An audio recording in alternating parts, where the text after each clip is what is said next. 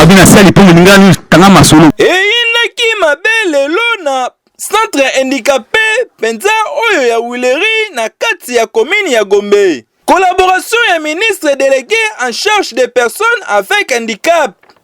Annuel vulgarisation des droits des personnes handicap. République démocratique du Congo. Bafungola matoi pe boyoka bien tala vernissage oyo. Au nom de son excellence madame la ministre déléguée, j'ai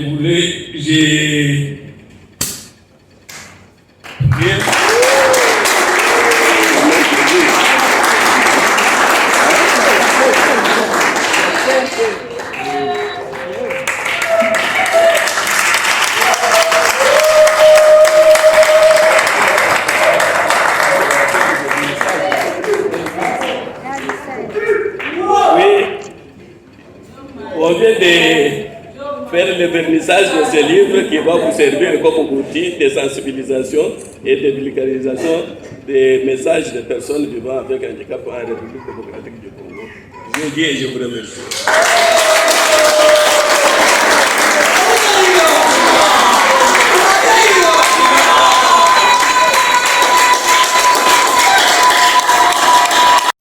Il coûtera 20 $. Mais je mérite. Je mérite savoir si parmi nous, il y a quelqu'un ou il y a des gens qui peuvent s'en procurer à 1 000 $. Le livre est à 1 000 $. Cet outil, tu peux l'acheter à 1 000 $. C'est étonnant, hein? Tu peux l'acheter à 1 000 $. Au lieu de 20. Ça sera une façon pour toi, une façon pour moi de contribuer à la promotion des droits des personnes handicapées.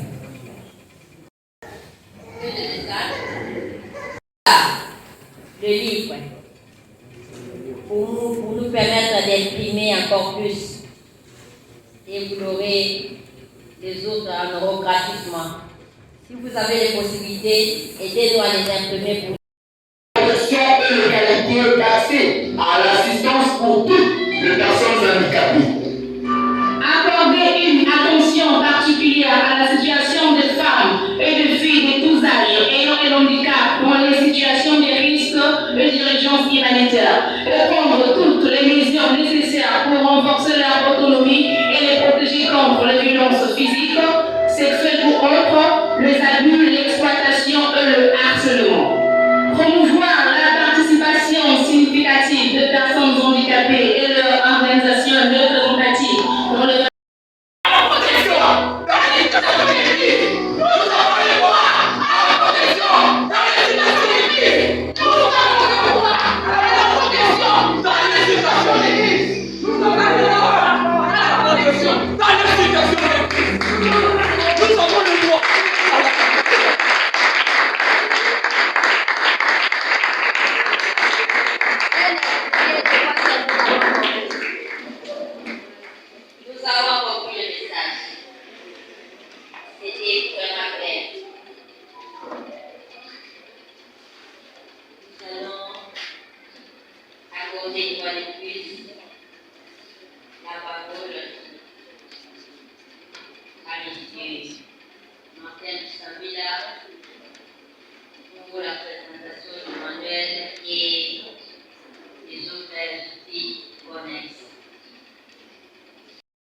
agir ensemble aux différents experts qui étaient avec nous pendant plusieurs ateliers pour élaborer les manuels que nous venons présenter et faire la cérémonie de vernissage.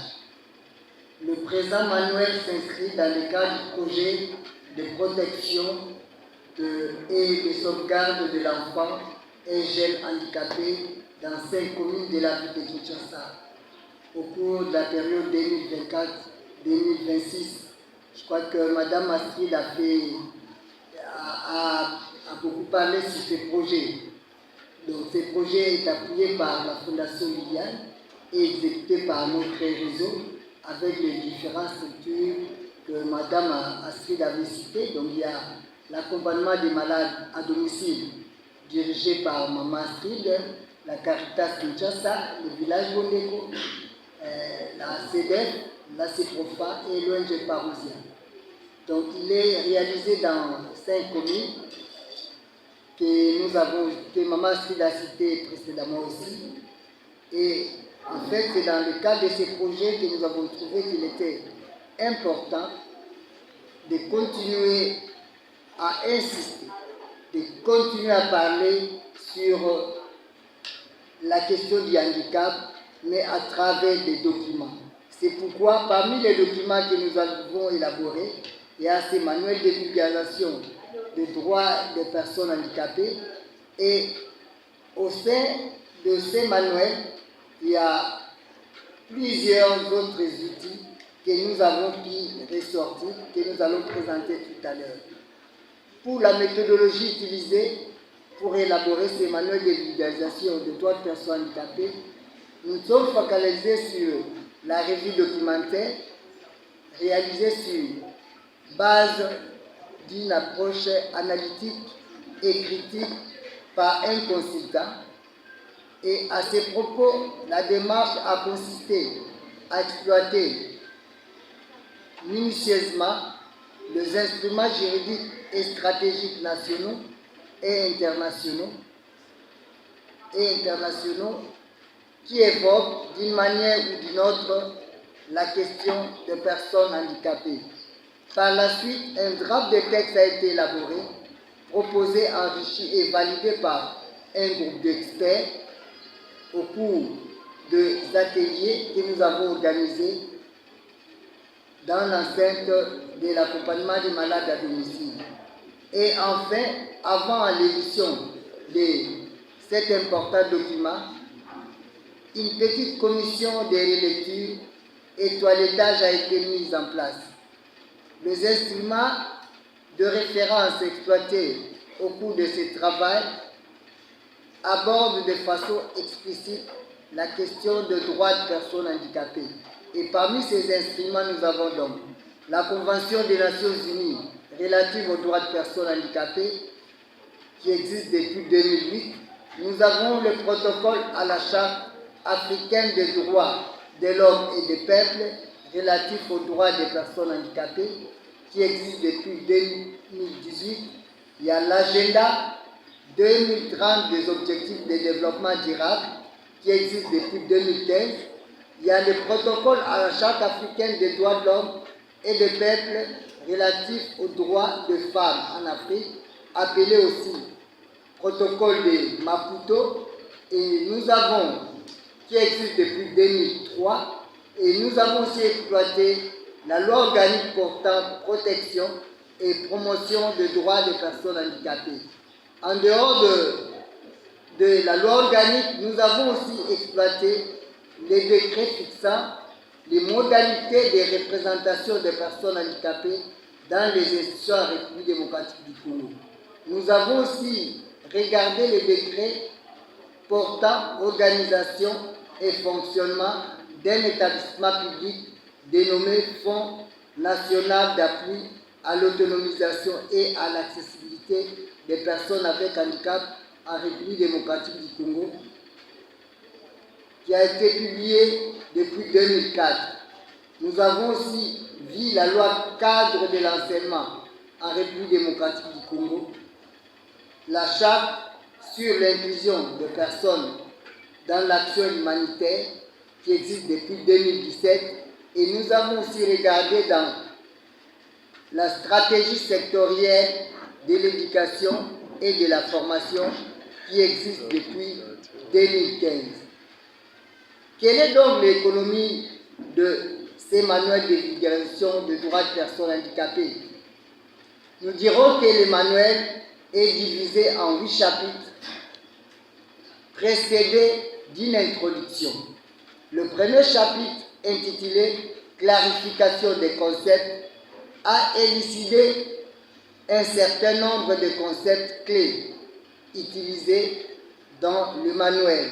Il s'agit notamment des concepts de handicap, personnes handicapées, réadaptation à base communautaire, discrimination fondée sur les handicaps, accessibilité, inclusion sociale et processus de production des handicaps. Cette clarification conceptuelle permettra au lecteur de comprendre le parti pris des auteurs au sujet de la terminologie utilisée pour désigner les personnes ayant des déficiences. En lieu et place des expressions comme personnes vivant avec handicap, qui utilisent la majorité des locomoteurs congolais, ou de l'expression personne avec handicap qui est consacrée dans la loi fondamentale de notre pays, les manuels AGT sont dévolus sur l'expression personne handicapée et c'est conformément au processus de production du handicap qui considère le handicap comme un état et non pas un état non pas figé mais évolutif. Une situation qui varie en fonction du contexte de l'environnement et un état qui peut être modifié grâce à la réduction des déficiences et au développement des aptitudes. Du 2e au 7e chapitre, l'Emmanuel aborde les différents droits de personnes. Les différents droits de personnes handicapées en suivant les piliers de la matrice RBC. Pour chaque droit mis en évidence dans ces différents piliers, la démarche a consisté d'une part à décrire les dispositions des instruments internationaux et nationaux qui en constituent le socle et d'autre part à présenter la stratégie de mise en œuvre de ces droits. Le 2e chapitre, axé sur les droits des personnes handicapées à la santé, souligne que ces droits doivent non seulement être respectés, mais il doit également être protégé et mis en application. Il doit respecter dans la mesure où les États ne doivent pas soumettre une personne handicapée sans son consentement libre et éclairé à une expérience médicale. Il doit être protégé parce que le gouvernement doit faire en sorte que les prestataires de services de santé privés ne fassent pas de discrimination à l'égard d'une personne en raison de son invalidité, ni lui refuser des soins de santé pour cette raison. Constatant avec amertume que les personnes handicapées ont des niveaux de santé de moins bonne qualité que l'ensemble de la population et qu'elles font face à de nombreux défis pour jouir de leurs droits à la santé. Le programme RBC se propose de soutenir les personnes handicapées afin de leur permettre d'atteindre un niveau optimal de santé à travers des activités de promotion, de prévention, des soins de santé, de réadaptation et des aides à la mobilité. Dans le même ordre d'idée,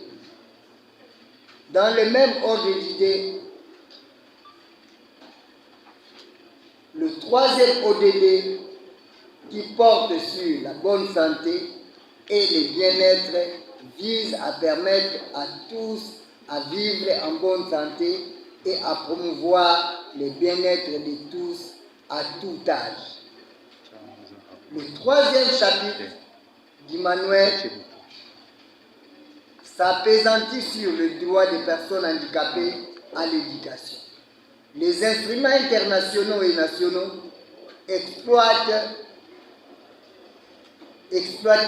sont unanimes sur le fait que l'accès à l'éducation est une préoccupation majeure dans le monde, car c'est souvent une condition pour accéder aux autres droits, travail, participation politique, etc. À la participation scolaire, sociale et à l'épanouissement personnel de chacun. En théorie, le droit à l'éducation est reconnu par de nombreux textes juridiques internationaux, mais de nombreux facteurs empêchent encore sa concrétisation pour les enfants et jeunes handicapés. Le 4e chapitre du manuel porte sur le droit des personnes handicapées aux moyens de subsistance. Dans son article 27, la Convention relative aux droits des personnes handicapées souligne que les personnes handicapées sont confrontées à un taux de chômage 2 à 3 fois plus élevé que ceux des personnes non handicapées. Pour remédier à cette situation, un large éventail de mesures est nécessaire en associant la protection contre les discriminations à tous les stades de l'emploi avec des mesures d'action positive. Alors que le travail est une préoccupation majeure du quotidien de chaque individu participant à son autonomie et à sa dignité. Près de 80% des personnes handicapées dans le monde sont sans emploi selon l'Organisation internationale du travail. Quand elles trouvent un emploi, ces derniers, souvent moins bien payés et sans toutes les garanties légales et sociales qu'il comprend pour les autres personnes. Le 5e chapitre porte sur l'autonomisation des personnes handicapées.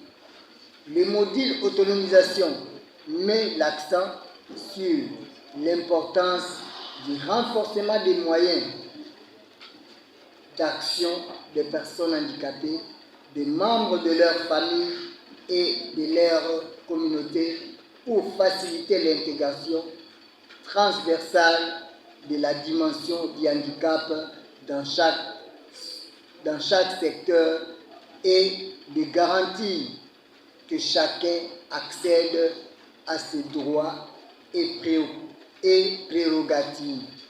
Il a été constaté que plusieurs personnes handicapées vivent l'expérience de la privation d'autonomie ou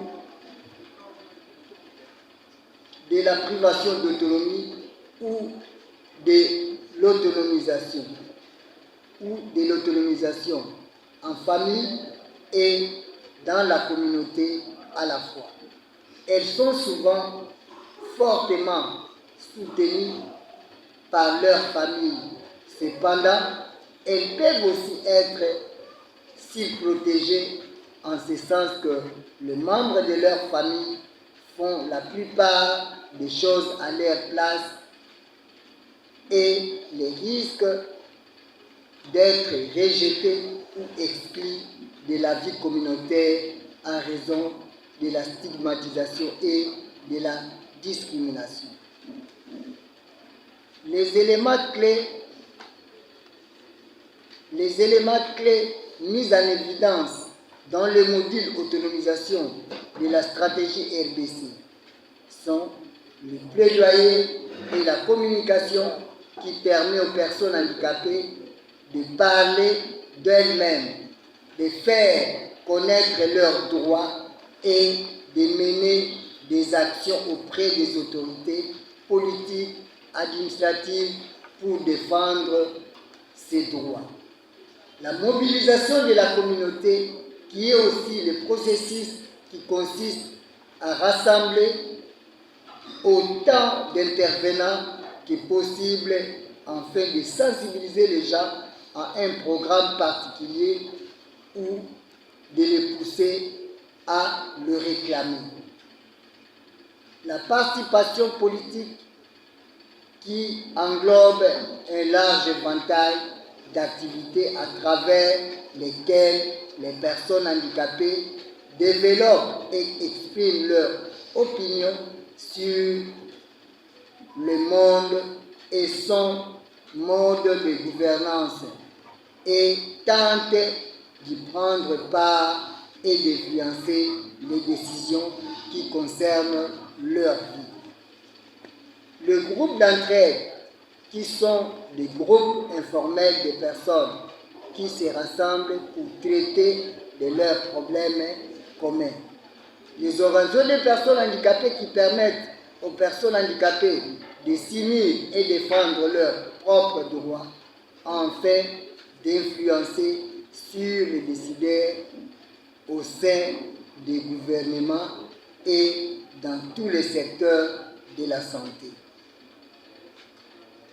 Le 7e chapitre est relatif aux droits des personnes handicapées à la protection pendant les situations de crise.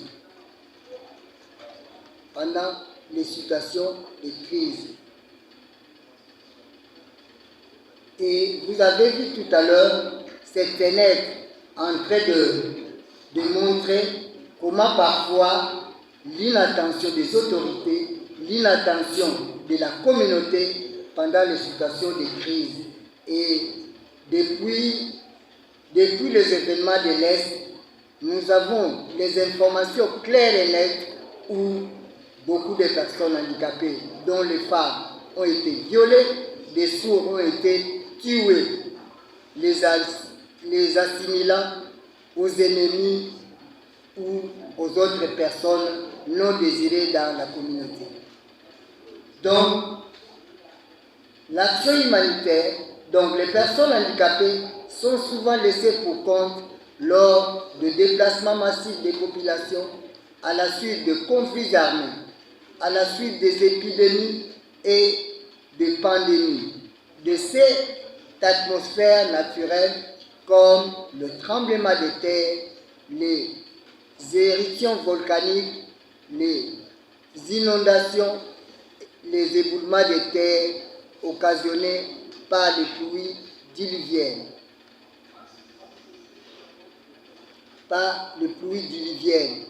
Les personnes handicapées en payent généralement un lourd tribut. Pire encore, il arrive que les femmes et filles handicapées sont victimes de violences sexuelles, étant donné que l'insécurité générale par les situations de crise les expose plus que les autres femmes à ces actes ignobles. Reconnaissant donc les vulnérabilités, particulièrement des personnes handicapées dans les situations de risque et de crise humanitaire, les États partis se sont engagés à assumer leur protection et leur sûreté. Le 8e et dernier chapitre compte quelques fichiers de vulgarisation des droits des personnes handicapées. Ces fichiers contiennent 3 éléments essentiels. D'abord, les normes, c'est-à-dire ce que disposent les instruments nationaux et internationaux en rapport avec les droits mis en évidence. Ensuite, les constats, c'est-à-dire la situation réelle que traversent les personnes handicapées en rapport avec la jouissance de ces droits. Et enfin, les actions correctives, c'est-à-dire recommandations faites aux autorités pour favoriser la jouissance de ces droits. Voilà brièvement présenter le manuel de vulgarisation des droits des personnes handicapées. Il faut dire que ce manuel n'est qu'un outil dont doivent se servir tous les acteurs et plus inclusifs,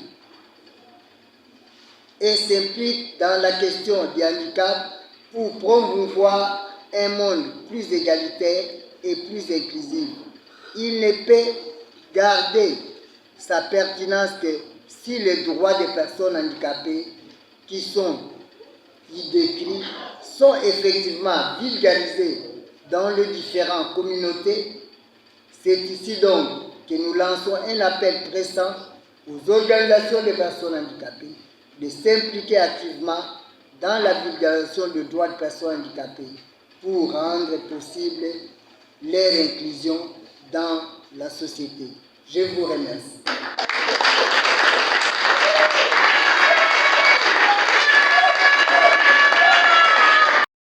De l'ouvrage. Et avant de poser ma question, je voulais vous féliciter. Ça serait un travail écrasant que vous avez effectué. Mais ma question réside sur le manuel de vulgarisation des droits des personnes handicapées. Ma question, moi, je me demande comment vous avez omis et autres personnes vulnérables, pendant que les deux catégories vont chaque fois de pair. C'est ça ma question. Merci beaucoup. Je dirais que ça fait 10 ans depuis que notre pays a signé la convention. Donc c'est depuis 2015 qu'on a signé la convention. On voit qu'on est en train d'évoluer. Donc il y a déjà la loi organique, il y a d'autres décrets. Et M. Martin, lorsque vous avez présenté l'ouvrage, pour sa vulgarisation, vous avez parlé de la revue documentaire. Il y a des outils, des instruments qui ont été utilisés. Et moi, ce qui m'a piqué, c'est le fait que la charte humanitaire pour l'inclusion de personnes handicapées a été utilisée. Et par rapport à notre Sénat, on a vu que les personnes handicapées sont laissées pour compte lors des situations humanitaires, comme par exemple à l'est de la République. Et ce que moi je demanderais, je dirais d'abord que cet ouvrage, ces manuels, est un très grand pas pour notre pays, pour le droit des personnes handicapées, et aussi ces manuels fait un grand pas pour que nous arrivions aussi à signer la charte relative à l'inclusion de personnes handicapées dans l'action humanitaire. Parce que jusque-là, cette charte-là est depuis 2016, mais elle n'a pas été signée par la République démocratique du Congo. Mais en amont, on a signé la CDPH, la Convention relative aux droits des personnes handicapées. Également, en présentant le projet, il y a l'axe qui s'occupe de l'éducation. Aujourd'hui, on se pose la question sur la stratégie nationale d'éducation inclusive en RDC, ce que nous n'avons pas. Et ces manuels peut être un premier pas pour nous amener vers la signature de la charte humanitaire pour l'inclusion de personnes handicapées dans l'action humanitaire, également pour la mise en place de la stratégie nationale d'éducation inclusive. Je dis et je vous remercie. Manuel en écriture braille en faveur des personnes handicapées visuelles. Et comment est-ce qu'il compte les dispatcher auprès de ces personnes? Est-ce les quantités ou la quantité produite est suffisante pour toutes ces personnes? Rien que pour la ville de Kinshasa, où il compte également se projeter dans d'autres provinces, parce que disons parler de 5 communes, mais en écoutant ou en examinant la matière qu'il y a dans ces manuels, je pense qu'il peut aussi être important pour nos amis des provinces. Et deuxièmement, ils ont parlé des droits à l'éducation. Je pense que les enfants en situation de handicap visuel éprouvent beaucoup de besoins dans ce sens-là, puisqu'ils n'ont pas accès à plusieurs documents scolaires leur concernant. Est-ce les réseaux agir ensemble? Pense aussi donner accès à ces personnes, à tous ces manuels scolaires pouvant permettre la bonne éducation à ces enfants handicapés visuels. Droit international. Et je suis membre de l'Association nationale des sourds du Congo. Aujourd'hui, ma question est un peu spécifique. Vous avez dit que par rapport au format des livres, mon souci c'est que, comme vous avez mis ça en écriture braille, pour nous permettre aussi de bien vulgariser nos droits, pouvez-vous aussi initier un format visuel en langue des signes, ça vous permettrait aussi de bien suivre en bref le message. Est-ce possible ou impossible? C'est ça ma proposition. Merci beaucoup. Là, je dirais que cet ouvrage, si possible, organiser aussi des colloques, des conférences aux universités pour plus cette connaissance à toute personne pour adhérer aux droits de personnes vivant avec handicap. Parce que des fois, on a vulgarisé des documents, c'est bien, sa propagation aussi, c'est ça qui compte. Et comme le chargé, le représentant du ministre est là, c'est une occasion pour lui aussi de prendre cet ouvrage, d'être en connivence, d'être en communication avec... Et si vous pouvez faire chaque chapitre sous forme de TikTok. Dans TikTok, petit théâtre, il y a santé, éducation, parce que on a TikTok et puis sous forme internet, ça sera mieux compris en langue nationale, par exemple la lingala. Proposition Moussou Soupé et Zali, est-ce que ce document, vous pouvez le mettre en PDF? Comme ça, vous se faites au Kabolango, différents groupes, Oyo, Tozanango. Donc, on a souhaité qu'il peut être dans toutes les langues nationales. Par quel choix on a la langue nationale? Voici mes... Vous avez reproduire cet ouvrage en écriture braille pour les non-voyants. Alors, pour les non-voyants qui ne connaissent ni écrire ni lire, et aussi pour les monteurs qui n'ont pas étudié, qu'est-ce que vous avez prévu pour eux qui puissent aussi connaître ce que vous aviez écrit? Merci. C'est seulement en 2006 que les Nations Unies ont élaboré la loi internationale sur les personnes vivant avec handicap. Vous voyez, en retard, mais ça évolue quand même. Ayez toujours vos apaisements. Moi, je souhaite dans notre pays, on a fait un pas, on a un ministère délégué chargé de personnes vivant avec handicap. Et évoluons encore, parce que ça, ce n'est pas encore arrivé à son terme.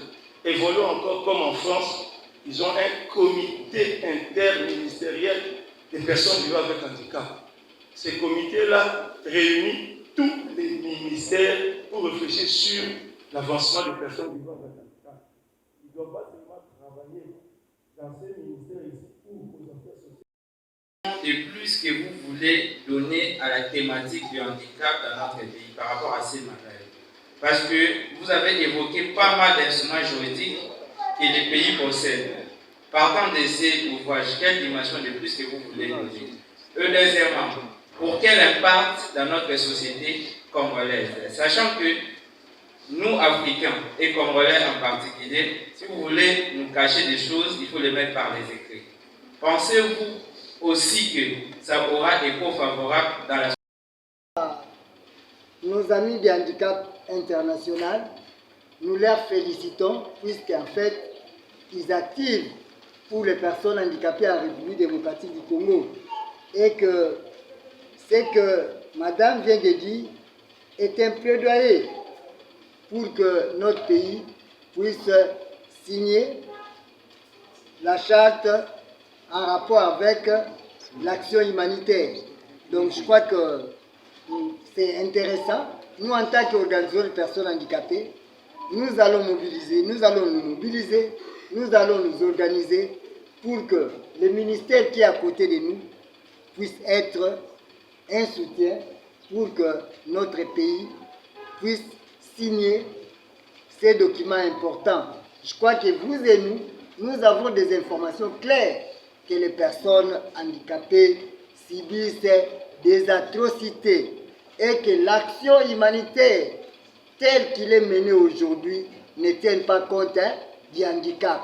Donc nous devons réellement y travailler pour que tous, citoyens de ces pays, ou en situation de catastrophe ou de conflit, nous puissions être protégés.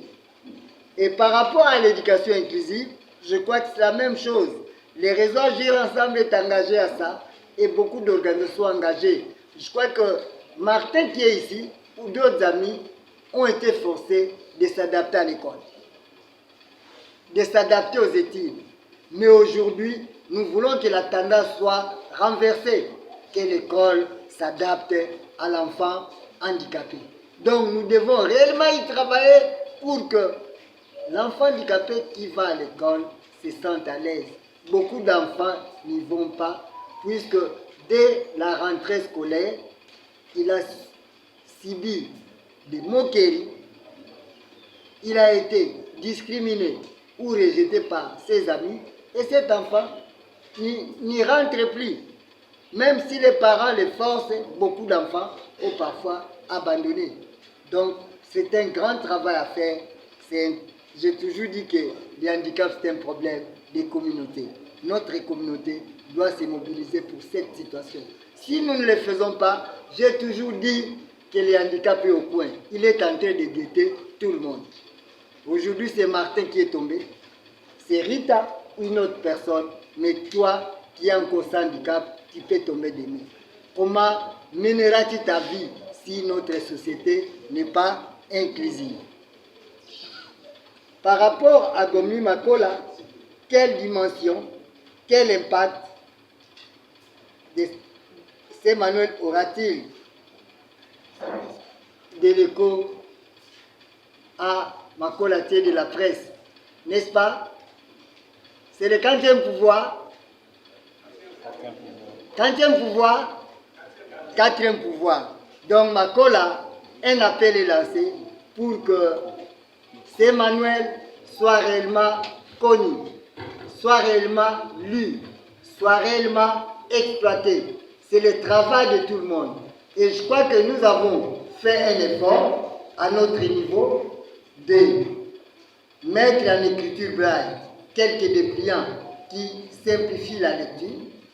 Nous l'avons aussi mis en audio pour les non-voyants et nous pensons qu'il faut encore les mettre sous d'autres formats et continuer à sensibiliser la communauté pour que cet outil, si les moyens sont là, nous voulons qu'il soit aussi en langue nationale pour que ceux qui ne vont pas à l'école aient les messages, soit à travers des audios ou à travers d'autres supports. Et il y a une question en rapport avec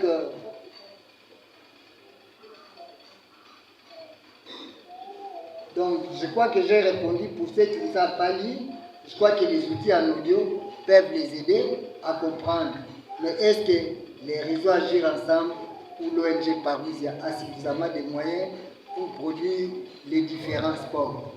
Sport, je ne sais pas, Madame Astrid, si tu as un complément par rapport à la question des communes. Merci, Monsieur Martin. Je pense que c'est un outil de la communauté. C'est un document de tous ceux qui s'engagent dans l'inclusion des personnes handicapées. C'est votre outil. Nous sommes nombreux ici, nous représentons différents ministères, différentes structures qui interagissent pour l'inclusion et l'autonomisation des personnes handicapées. Nous devons nous approprier de notre outil. Je peux dire, moi je suis telle organisation et j'ai mobilisé des fonds. Est-ce qu'il y a possibilité de traduire ces manuels dans d'autres langues nationales? On peut le faire. Je pense que nous avons parlé de la théorie du changement. On ne doit pas se tourner vers ceux qui peuvent nous financer, mais nous-mêmes, nous sommes capables de mobiliser les fonds. Nous avons des gens qui réfléchissent et capables de mettre des stratégies en place qui peuvent nous aider à mobiliser les fonds. Je vois notre ami de Maman Nadine, ami de Daniel. Il a fait quelque chose. Je pense que son modèle, sa façon de faire peut nous inspirer aussi à mobiliser des fonds au niveau local et traduire ces manuels qui vont nous aider vraiment à faire de l'inclusion notre cheval de bataille pour que les personnes handicapées jouissent de leurs droits. Merci.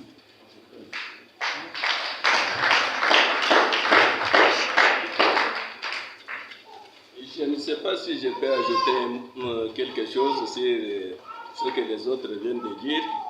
Il y a une question de l'handicap international sur la signature oui, et la rectification par notre gouvernement Je pense que l'handicap international comme notre partenaire. Il grandit, aujourd'hui il nous produit un manuel qui va pousser la vulgarisation de la loi organique. Et nous disons merci aussi au ministère en charge des personnes handicapées pour cet outil. Et les projets s'orientent selon les orientations du pays à travers les programmes nationaux de la réhabilitation à base communautaire et les autres programmes de tutelle, nous disons la santé, l'éducation et aussi les ministères en charge des personnes handicapées, même si on n'a pas encore déjà un programme spécifique.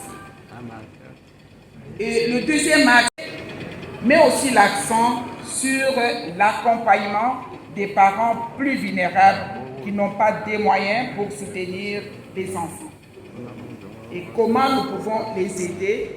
Et la troisième orientation de ces projets, c'est la collaboration avec les structures prestataires des services par rapport à la santé, qui doivent aussi être formées sur l'inclusion, comment elles peuvent communiquer avec les personnes handicapées. Par exemple, s'il y a un enfant non-entendant, comment cet enfant sera pris en charge à l'hôpital? Comment cet enfant ou bien ces jeunes va communiquer avec les prestataires des services? La même chose pour les enfants et les jeunes non-voyants et aussi les jeunes avec infirmité motrice cérébrale ou déficience intellectuelle en général. Et ils ont été formés comment accueillir toutes ces personnes que je venais de citer. Et la deuxième orientation de ces projets par rapport au deuxième axe, c'est l'éducation. L'éducation qui est coiffée par le village Bondeko. Le village Bondeko qui a organisé différentes formations pour apprendre aux enseignants des écoles ordinaires comment ils peuvent intégrer les enfants avec handicap et comment ils peuvent assurer leur suivi et leur encadrement. Et le dernier axe de ces projets, c'est l'autonomisation économique. L'autonomisation économique concerne les parents qui ont les enfants lourdement handicapés. Ce sont les enfants et les jeunes dépendants qui demandent beaucoup de moyens pour leur prise en charge.